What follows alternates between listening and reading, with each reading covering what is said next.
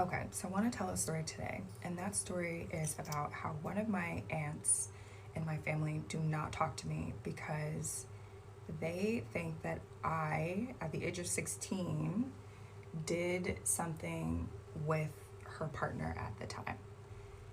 And I have been a nervous wreck to talk about something like this and to tell this story. A, because of my family. B, because I don't want people, it's not to hurt people to tell my story. But at the same time, I've been working through this so much in therapy, and this is something that goes way deep to my core in terms of worthiness and how I feel about myself. And it's been such a journey. And it's that moment of my life where I have to like fully confront it and face it and talk about it, but talk about it because I also want to shed light for the women and the men and anybody who has gone through something like this, where you were underage and something in that sort of manner happened in terms of that sort of word of abuse. And I feel like I have to be careful with what I'm saying here because I don't want to be banned from talking about these situations, but also we kind of have to talk about it. I'm also not very good at storytelling, and I'm new to all this, and I'm also trying to get ready at the same time and tell a story. And I feel like the story is quite complicated and detailed, so like bear with me here. But yeah, so one of my aunts does not talk to me because I guess she felt like I did something with her partner at that time. And nothing happened, but I'm gonna try to tell the story quickly and also not name any names. And so I was with this aunt for the summer with my sister, and I can't remember how much time had passed since we were there in the summer for a little bit of time to when we got home. And when I think it was my stepmother was going through my phone and she found this conversation, this sort of conversation. And she showed it to my dad, and my dad called that aunt, and we spoke about it and we talked about it a little bit. And I remember just a lot of emotions, was a lot going on. I was 16 at the time, and I'm 32 now. I had to think about it. I'm 32 now. And so, oh my God, it's been 16 years. This is wild. Anyway, okay. So yeah, my aunt was there for me. She was very kind and very nice and was like, I'm so sorry that this happened to you, blah, blah, blah, blah. And not blah, blah, blah, but she was very kind, and it just felt like safe, But then as the years had gone by, it's like that mood and that assumption that I didn't do anything because I was a child was not that assumption anymore. And it boggled my mind because it was like, wait, but if it happened or if it was true, then that would make him, and like, you're okay with that? Like, that's what you would like to hear? And I will just never forget how when I got older, I just realized that I really had to take the time and go back to that part of my life and understand how much feeling of like I didn't matter, that I was unworthy.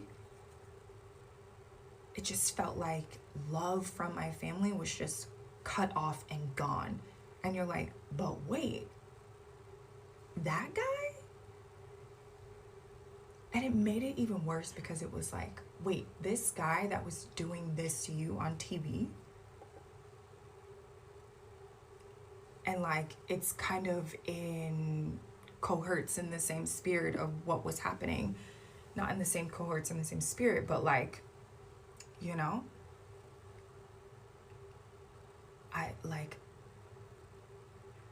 it's so painful. And I know that the ladies, the men, everybody who has experienced this sort of feeling when your family doesn't believe you, or when you're at an age where you shouldn't have been put in that situation to have to navigate it.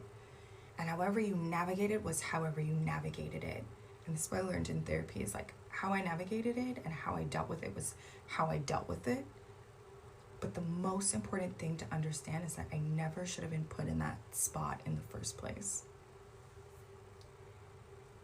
And I think that's the devastating part, is that you realize that you didn't ask for that.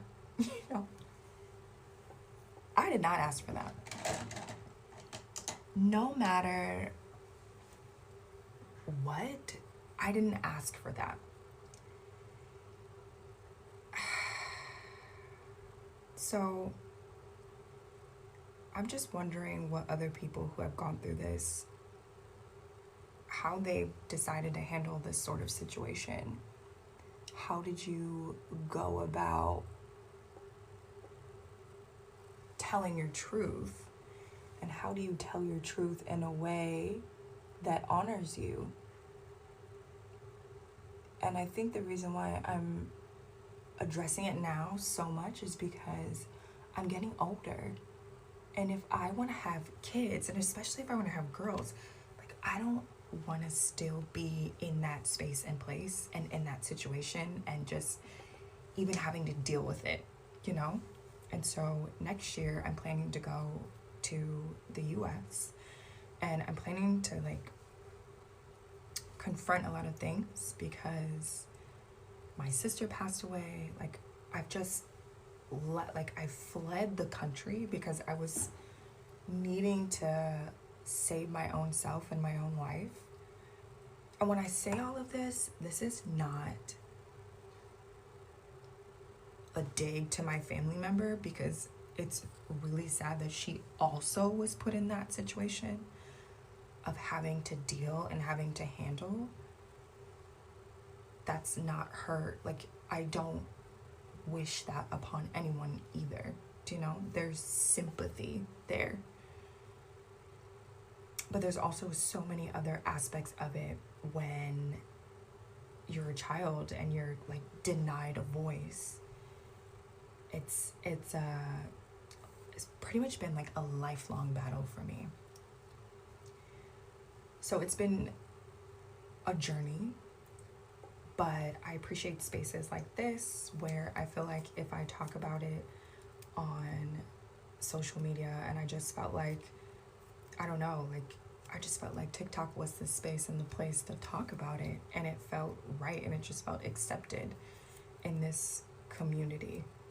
And so if you've ever been that person, I just want to hear from you. I want to know that you're okay. I want to ask you what sort of work you've done for yourself to get better. Like, what sorts of things are you doing to make sure that you heal? And I'm so happy that I'm getting to a place where I'm healing, so that then I have the heart and the courage to go heal somebody else, that next person.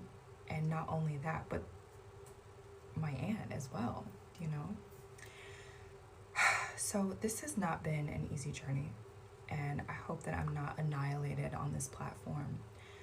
But I do just, I don't know, like, I love you all and thank you. And if you've ever been that person who's been silenced, like, so much love to you, and you're an amazing person.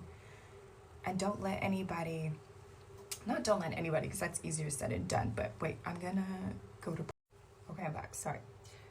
Okay, so this is part 2 of my aunt doesn't talk to me because she thinks that I did something with her partner. And if you watched part 1, you could probably understand what's happening. And like I said, it's really difficult to talk about because I just don't want to be like, I just don't want people to be rude because this happens to people where they've experienced some sort of abuse and then someone's told them that it hasn't happened or that it's their fault, or like they've just completely silenced them. And this is something that I really honestly sometimes thought was only, or that it was really big in the African American community, where we just sweep things under the rug.